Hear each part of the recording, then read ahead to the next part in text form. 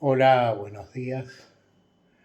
Este es el informe correspondiente al día de hoy, 17 de octubre de 2021. Mi nombre es Juan Latrichano y como siempre dividimos el informe en dos partes. Una, la cuestión del coronavirus y la otra, la economía. Respecto al coronavirus, bueno, los números de la semana siguen siendo alentadores, especialmente las muertes han bajado muy fuerte, de tal modo que esto unido a la gran cantidad de curaciones, que en la mayor cantidad de días exceden las ocurrencias, tenemos que los casos activos van presionando a la baja. Quizá algunos sospechen que estas estadísticas están un poco maquilladas, sin embargo, creo yo que el mejor mecanismo que tenemos para controlar esto es advertir en nuestros alrededores, en nuestros conocidos, cuántas ocurrencias están dándose en estos tiempos de gente familiar, amigos, allegados y desde luego también muertes. Y lo que estamos viendo, por lo menos en mi caso personal, es que esto ha cambiado 180 grados respecto de lo que veníamos observando hace algunos meses atrás. En la parte económica, el punto central de hoy refiere a la inflación que volvió a estar por arriba del 3%, 3,5% en septiembre. Y el gobierno acudió a un nuevo congelamiento de precios para una gran cantidad de productos, congelamiento que se va a estirar hasta el día 7 de enero. Y a partir de ahí aparecieron desde luego los detractores de los congelamientos. Y hoy un gran diario nos da una referencia histórica llamado Plan Helbert, que también congeló precios e hizo bajar la inflación que estaba del año 73 al 80%, le hizo bajar al 14% en el año 74. Y hace referencia a que ya el Fondo Monetario había advertido de que el plan no iba a andar bien. Y también hace referencia a que hubo una emisión monetaria del 80%.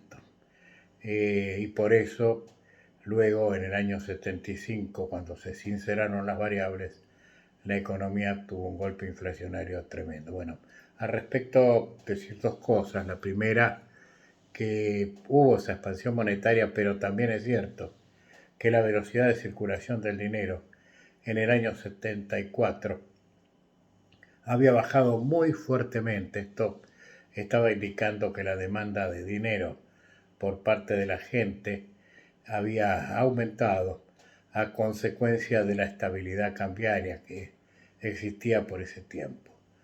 De modo que esto no es tan así. Y por otro lado, el estallido, lo dice el relato, en el relato del propio diario, fue porque se hizo el ajuste de un tirón. Así que bueno, al respecto, todos los análisis todos los análisis ortodoxos hablan de que otra vez el congelamiento, otra vez esto es malo, hay que hacer un ajuste monetario, hay que hacer un ajuste fiscal, y con eso se termina el problema.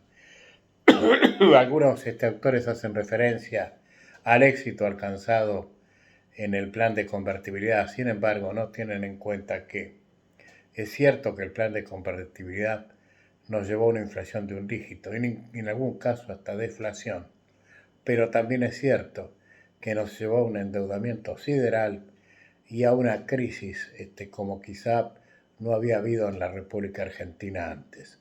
Una crisis política, social, que olía a terminar, al punto que Rudy Serdonbusch, economista, había sostenido que la única manera de alinear la Argentina era con un protectorado extranjero. Adentrándonos en el tema de hoy, de la inflación, bueno, muchos dicen que tenemos un déficit fiscal enorme respecto a otros países. Mentira, las estadísticas dicen, por ejemplo, que en el 2020 nuestro déficit fiscal fue inferior al de España, al de Reino Unido, al de Francia, al de Italia, al de Estados Unidos, al de Austria, al de Bélgica, al de Rumania, al de Sudáfrica y al de Canadá, entre otros países. Entonces, ¿de qué estamos hablando? Respecto de la presión fiscal, otro tema que recurrentemente se usa. La presión fiscal en Argentina asfixia y por lo tanto impide que vengan inversiones extranjeras que normalmente van a los lugares donde hay menor presión fiscal.